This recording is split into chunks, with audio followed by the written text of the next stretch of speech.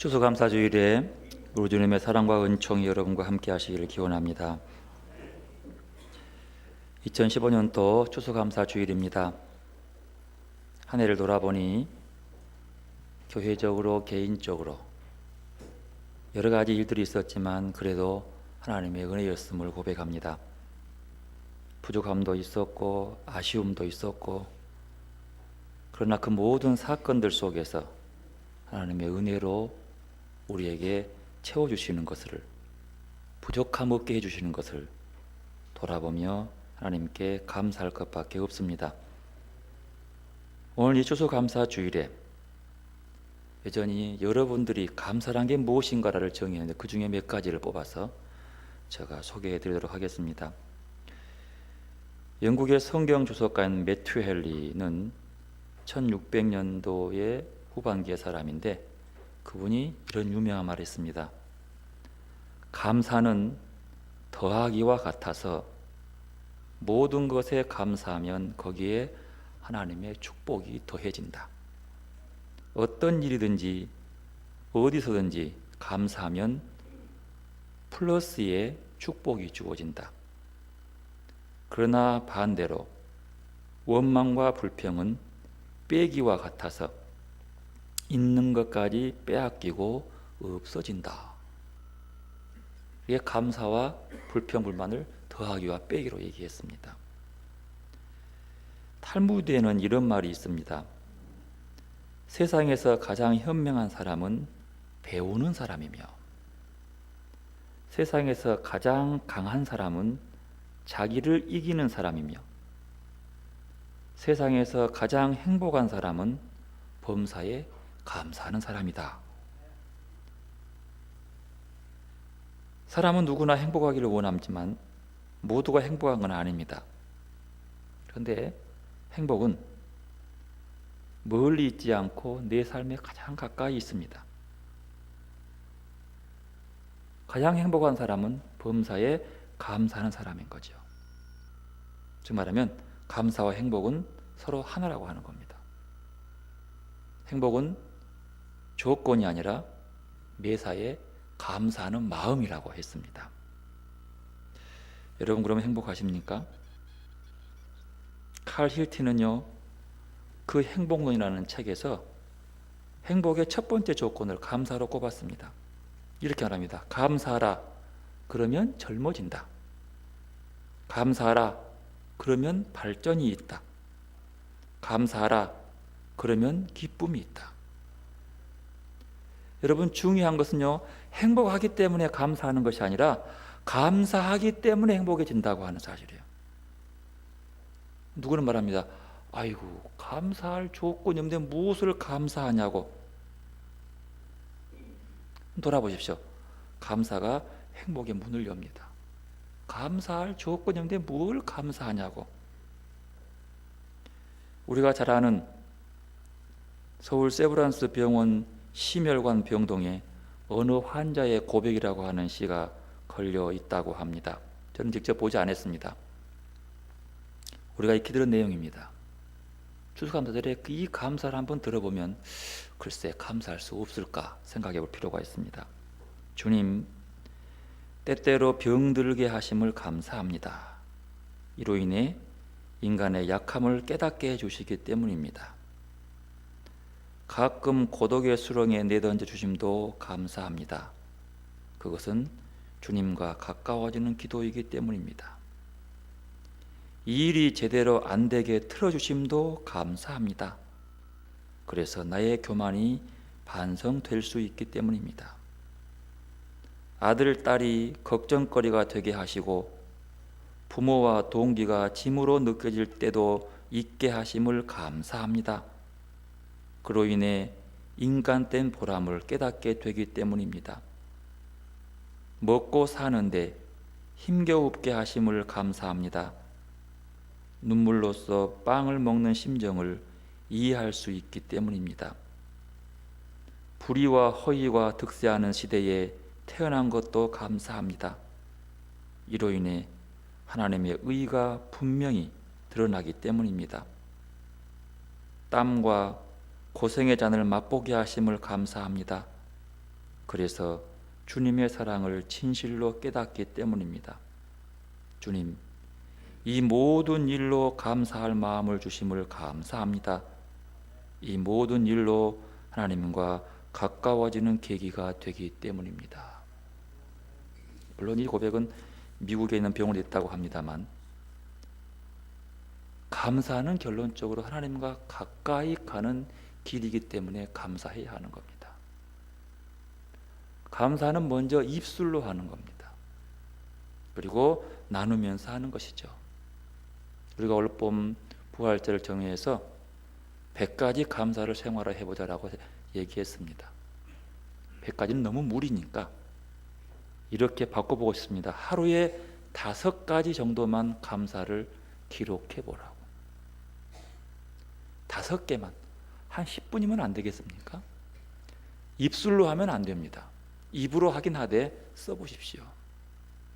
이것이 매일 어기지 않고 약속을 쭉 지키면 그 5가지 써놓은 감사들이 모아지고 날마다 모아지면 우리의 인생을 분명히 바꾸게 될 겁니다. 성경에 감사란 말이 참으로 많이 나옵니다. 제가 세본 건 아닙니다만 찾아보니까 구약에 127번, 신약성경에 57번 나오더랍니다. 우리가 가진 66권의 성경 속에 184번이라는 감사가 나오는, 한 단어가 이렇게 많이 나온 것은 굉장히 특별한 겁니다. 왜 그럴까요? 감사가 그만큼 하나님과의 관계에서 중요하기 때문입니다. 그러므로 성경에 등장하는 아주 중요한 인물들은 늘 하나님께 감사하는 삶을 살았다고 하는 겁니다. 히브리 말로 토다가 감사라는 말입니다. 토다라는 말이 토다라바, 지금도 그들은 써요. 늘 시시때때로 토다라바 이렇게 얘기합니다. 그런데 이 토다를 찾아보니까 이 말은 원래 하나님의 은혜에 대한 고백적인 언어였습니다. 즉, 이 토다라고 하는 말은 하나님을 찬양하다, 하나님께 감사의 제물을 드리다, 이것도 그 단어 속에 포함되는 해석입니다. 하나님과의 관계 속에서 하나님께 감사하는 것. 시편 95편 2절에는 말합니다. 오라 우리가 여호와께 노래하며 그의 구원의 반석을 향하여 즐거이 부르자. 우리가 감사함으로 그 앞에 나아가자. 그때 감사함이 토다라. 시편 100편 4절입니다. 감사함으로 그 문에 들어가며 찬송함으로 그 궁정에 들어가서 그에게 감사하며 그 이름을 송축할지어다. 토달. 감사는 토다라고 하는 히브리 말에는 하나님과의 관계에서 나오는 얘기. 하나님께 나아갈 때 가지고 있는 마음과 하나님께 예물을 드릴 때 하고 있는 게 토다라고 하는 거죠. 오늘 본문을 자세히 읽어보면 여호와, 야훼라고 하는 하나님의 이름이 이 짧은 구절에 14번이나 나옵니다. 그래서 내 하나님 여호와께서, 내 하나님 여호와, 이것이 주어고 이 주어에 나오는 그 다음에 동사가 주다라고 하는 동사로 묶여져 있습니다. 즉 말하면 주다라는 이것의 강조점에서 누가 주느냐라고 주어를 얘기할 때 내 하나님 여호와다. 여기서 꼭 야훼, 여호와를 강조한 이유는 다른 하나님도 있기 때문입니다. 신명, 하나님에 대한 이름에 대한 부분이죠. 1절 보십시오. 네 하나님 여호와께서 기업으로 주다. 누가 줍니까? 하나님 주신 것. 2절 보십시오. 네 하나님 여호와께서 내게 주신 땅을 주었어요. 누가? 하나님. 3절도 있습니다. 하반절에 보면 내가 여호와께서 우리에게 주겠다고 하는, 주신다고 하는, 누가 줬다고요? 하나님이 줬다고 하는 그 땅, 그 말이죠. 그리고 9절, 8절 보면요, 여호와께서 나오죠. 9절, 이곳으로 인도하사 이 땅 곧 젖과 꿀이 흐르는 땅을 주셨나이다. 주다. 누가? 여호와께서. 10절, 여호와께서 이제 내가 주께서 내게 주신 토지의 소산물, 주께서 주셨다고. 11절 내 하나님 여호와께서 너와 내 집에 주신 복도 누가? 중요한 것은 하나님이 주었다고 하는 거예요. 그러면 이것을 읽는 자, 하나님이 주었으면 누가 받습니까? 우리가 받은 거예요. 이스라엘이 받은 거예요. 근데 그 땅은 이미 약속해 주었다고 하는 그 사실. 근데 12절 이하에 보면 또 준다는 얘기가 나옵니다. 12절 보면요, 후반절에 보면 그것을 레위인과 객과 고아와 과부에게 주어, 13절 주기를 주께서 내게 명하신 명령대로 하였사오니, 하나님께서 주신 것을 받은 사람이 또 뭐요? 주어야 한다는 거예요. 누구에게? 받을 만한 사람에게. 이게 주다라는 동사도 그렇게 함께 나오는 거죠. 즉 말하면 오늘 본문에 말하는 모든 만물 첫 열매를 하나님께 드리는 것은 신앙 고백적인 근거를 갖고 있는 거예요. 하나님께서 땅을 주시고 토지수산물을 거두게 주었음에 대해서 강조, 땅을 주신 것에 대해서 감사하는 거죠. 그걸 신앙 고백이라고 합니다. 우리가 이 본문의 구조를 살펴보면요, 스크린 보여주시기 바랍니다. 본문의 구조는 우리가 본문을 한번 구조적으로 보면 무엇을 강조하고 있는가를 보여주고 있습니다. 한번 집사님 보여주십시오. 오늘 본문은 1절에서 4절까지는 하나님께 드리는 봉헌을 얘기해요. 5절에서 9절 가운데 있는 것은요, 역사적인 신조의 고백, 신앙 고백입니다. 그리고 10절은 봉헌과 그다음에 경배, 그리고 11절은 나눔이 나와요. 이 구조를 다시 이것을 조금 구조적인 도식으로 바꿔보면, 그 다음 보십시오. 이건 교차 대구를 이루고 있는 거죠. A는 A-하고 연결되고요, B는 B-하고 연결됩니다. 그리고 그 중앙에 뭐가 있냐면 C가 나오죠. 역사 신조의 신앙 고백. 5절에서 9절이 가운데 딱 나오고, 감사를 그냥 해라 중간에 넣어놓고 그 다음에 차근차근 나와요. 중앙 성소에서 야훼가 주신 땅의 소산물 만물 봉헌이 1절에 나옵니다. 그리고 맨 마지막에는 그 만물 봉헌과 경배의 결과 뭐가요? 공동체가 회복되는 거예요. 이 두 개가 연결돼요. 두 번째 보면 신앙 고백과 제사장의 봉헌 3, 4절에 나오죠. 또 다른 나옵니다. 그리고 B-에는 예배자의 봉헌과 경배가 나와요. 제사장이 봉헌하고 그 경배, 이 모든 것 한가운데 뭐가 있냐 그러면 역사의 신조와 신앙 고백이에요. 신조라고 하는 것은 우리의 사도신경처럼 이렇게 우리가 암송하며 그 속에 의미를 부여, 모든 축복의 의미는 그렇게 나오는 거죠. 여러분, 이 말은 무엇을 얘기하냐 그러면 이 신앙 고백의 기초를 통해서 지금 감사하는 거예요. 다시 다른 말로 한 것이 아니라 내게 오늘 무언가를 많이 주었기 때문에 감사하는 게 아니라 지금까지 주는 과정을 통해서 감사한다는 사실인 겁니다. 추수감사절을 지내면서 우리는 무엇에 감사해야 하는지 근본적으로 물어볼 필요가 있습니다.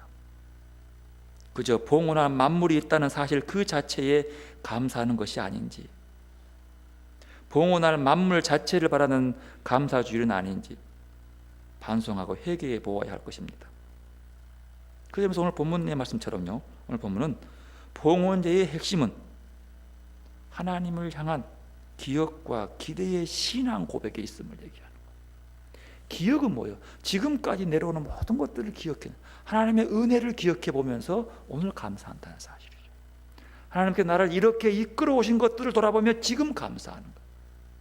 올해의 풍년이 들었기 때문에 감사하는 이것이 아니라 지금까지 이 풍년 들도록 쭉 내려온 하나님의 것들을 기억하며 감사하고, 그리고 그것 때문에 앞으로 주어질 기대하면서 감사한다는 거죠. 하나님의 역사하심에 감사한다는 사실이죠. 그러면 오늘 본문을 통해서 그 기대를 한번 들어가도록 하겠습니다. 첫 번째 감사는요, 여호와 우리 하나님을 기억하는 추수감사입니다. 오늘 본문은 그래서 모세는요, 지금 그 백성들에게 감사의 삶을 가르치고 있습니다. 그런데 그 가르치는 방법이 굉장히 특이해요. 왜냐하면 자기들의 역사를 돌아보게 하거든요. 지금 살아있는 사람들이 경험하지도 못한 그 역사를 돌아보게 합니다. 우리 조상들은 떠돌이 살아있던 아람 사람이었습니다. 흉년을 피해 이집트로 내려갔지만 몇 명 안 되는 소수의 사람들이었고 그 땅에 나그네에 불과했습니다. 그런데 우리가 하나님께서 우리 조상들에게 약속하신 땅으로 들어왔습니다. 이것이 이 땅에서 거둔 첫 열매입니다. 이렇게 얘기하는 거예요. 첫 열매는 그 해에 주어진 것이 아니라 지금까지 옛날에 흉년 들어서 애굽으로 내려갔고 그 전에 아브라함에 약속했고 쭉 내려와가지고 지금까지 이 얘기하고 있는 거예요. 또 한 가지 특이한 것은 오늘 이 본문이 추수감사에 대한 아마 성경의 최초의 기록으로 보고 있어요. 그런데 오늘 본문에는 감사란 말이 한 번도 안 나와. 그러나 이 말씀에 한 번도 안 나오지만 추수감사라는 얘기를 하는 거예요. 보십시오. 그 안에 뭐가 있습니까? 구구절절 하나님의 백성들을 향한 하나님의 인자하심과 가히 없는 사랑이 끊이지 않음을 드러내고 있는 거예요. 하나님이 함께 하시고 하나님이 주시고 그 하나님이 네 하나님 여호와가 주고 그리고 마지막 딱 하나 이 첫 만물 첫 예물 이렇게 말하는 거예요. 지금 이 얘기를 듣고 있는 사람들은요 출애굽 세대 2세대들입니다. 비록 가나안 땅에 거둔 만물이 이스라엘 백성들의 삶에 절실히 필요한 것이지만 그 자체가 아니라 자신들을 그 자리로 이끄신 하나님의 역사하심을 기억하는 것이 우선이라고 하는 거예요. 그걸 감사하고 있는 거죠. 이렇게 감사는 지금 내가 가진 것이 많고 적음에 대한 우리의 반응이 아닙니다. 감사는 하나님과 나와의 관계에서 나오는 하나님의 인자하심과 신실함에 대한 신앙 고백이 감사라고 하는 거예요. 그 고백을 통해서 내가 지금 사는 거죠. 하나님, 내가 하나님의 은혜로 여기까지 오게 되었습니다. 이것이 이 땅에서 거둔 첫 열매입니다 라고 내놓는 거예요. 오늘 들은 이 열매는 첫 열매예요. 지금까지 이끌으신 하나님의 신실하심과 역사하심을 통해서 내가 살고 거둬들인 것이라는 그런 얘기입니다. 여러분, 그러므로 하나님의 은혜를 기억하는 겁니다. 기억해내서 잊지 않고 반복해서 돌아보는 거죠. 이번 성지순례에 갈멜살 이후에서 이스라엘 평원을 보게 되어서 묵상하게 되었습니다. 사진 보여주십시오. 그리고 그 갈멜산 위에서 보여주는 좀 힘해 보입니다만 저 밑에 보여주는 저곳이 모두가 다 그 보여주십시오. 다시 제가 넘겨버렸네. 여기서 보여주는 저 남쪽으로 보여주는 겁니다. 이 밑에 이 하얀 부분이 있는 것이 무깃도예요. 그 다음 장 주십시오. 이 무깃도가 여가 있습니다. 여가 갈멜산 위거든요. 정상이에요. 갈멜산에 엘리야의 동상이 있는 곳에서 찍었습니다. 여기가 지금 무깃도 지역이거든요. 무깃도가 가장 전쟁을 많이 한 곳이에요. 이 무깃도가 요한계시록에 아마겟돈 전쟁이 일어나겠다고 하는 곳이 이 자리입니다. 여기는 굉장히 큰 평을 사람이 살고 있죠. 이쪽 언덕 하얀 곳이 나사렛 동네입니다. 언덕 위가 아까 그 남쪽으로 보고요. 이곳은 동쪽으로 보는 거리입니다. 끝이 안 보입니다. 이곳에서 전례적으로 엘리야의 싸움이 있기 전까지 저곳에서 거두어드리는 모든 추수감사의 열매는 바알께 드렸습니다. 왜냐하면 바알 신이 다스리는 곳이었기 때문이에요.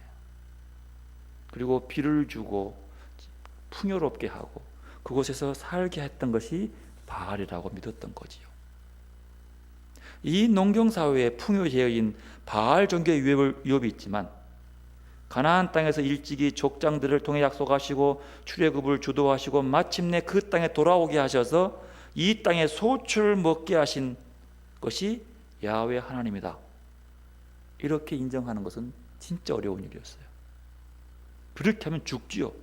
그래서 이스라엘이 그 영향력 때문에 할 수 없이 그들도 하나님께 아니라 바알께 그 축복을 저 땅에서 했던 거예요. 근데 저기서 하나님께서 드디어 엘리야 시대 때에 바로 그 싸움을 보여주는 거예요. 누가 이 땅을 풍요롭게 할 것인가, 누가 진짜 신인가, 그 싸움인 거예요. 그리고 그 싸움에서 정확히 이스라엘의 정체성을 지키기 위해서 나옵니다. 이 땅은, 이 풍요로운 땅은 하나님께서 우리 조상 아브라함께 약속하시고 우리를 출애굽시켜 가지고 이곳으로 들어오게 하셔서 이 땅에 거하게 하시고, 그리고 여기서 비를 내리고 땅을 비옥하게 해서 우리가 먹고 살게 해줬다, 이 고백이거든요. 이것은 전례적으로 내려오는 수천 년 내려오는 가나안 땅 신 바알과의 싸움이었습니다. 그리고 드디어 증명해냅니다. 하나님이라고. 늘 말하죠. 이스르엘이라는 말은 하나님께서 씨를 뿌리다라는 뜻입니다. 하나님의 씨를 뿌리다. 저 넓은 동안에 분명히 사람이 씨를 뿌리고 사람이 그러는 건 틀림없는데 왜 하나님께서 씨를 뿌린다고 하는 것일까요? 왜? 여러분 보십시오. 이스라엘은 6개월 동안 건기 동안에 비가 안 내립니다. 이 땅은 저 밭을 갈아봤자 소용없어요. 저수지도 없습니다. 그런데 비가 와야만 가능한 거예요. 비가 와야 씨 뿌릴 준비하고 씨를 뿌리는 거죠. 분명히 씨는 사람이 뿌려요.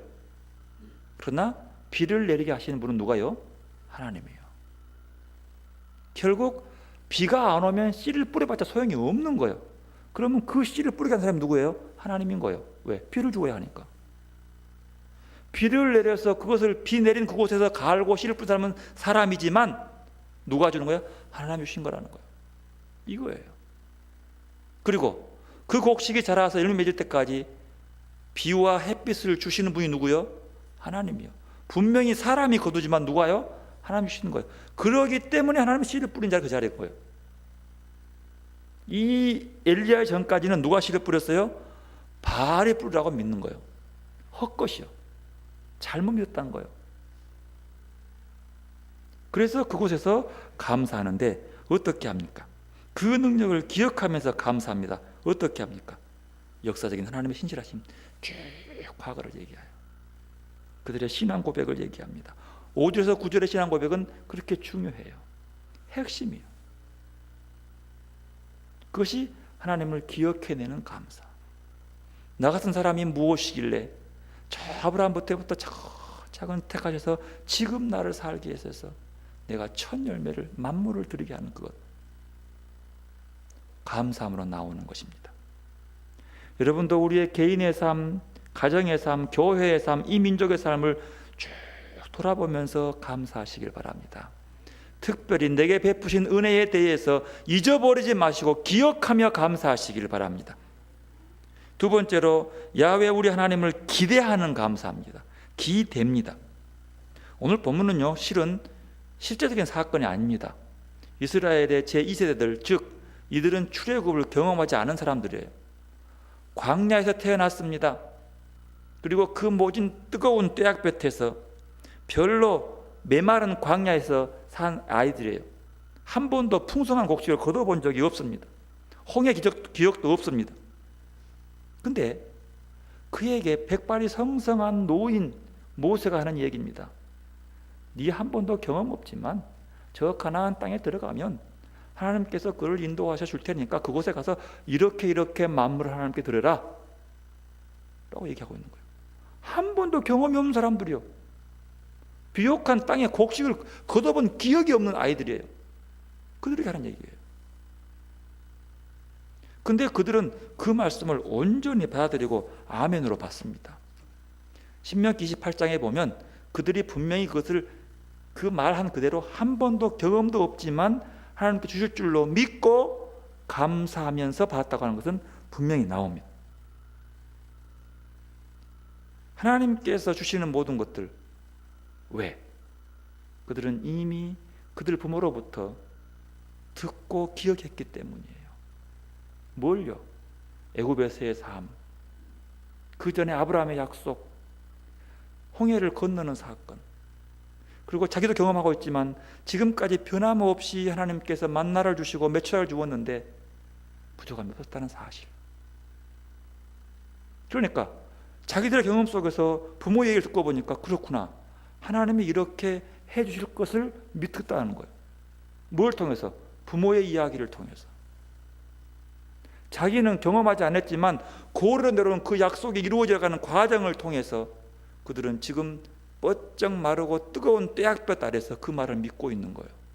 풍성한 열매, 풍성한 과일, 기대할 수 없는 농경 문화의 것들을 한 번도 경험하지 않았지만 그들은 믿고 있는 거죠.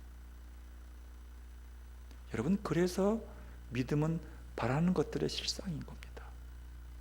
기대하면서 감사하는 거예요. 그들은 이미 감사할 준비를 하고 가나안 땅에 들어간 겁니다.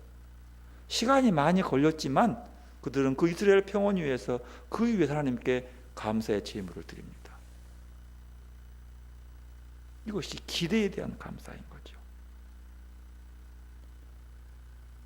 듣고 배우고 본 것을 행하라고 빌립보서 4장 9절에 얘기합니다. 내가 보고 듣고 배우고 본 것을 감사하는 것, 기억하면서 감사하는 거죠. 여러분, 우리의 개인 역사 속에서 하나님 주신 것을 고백하고 감사하고 앞으로 이루어질 것을 믿고 감사할 수 있기를 바랍니다.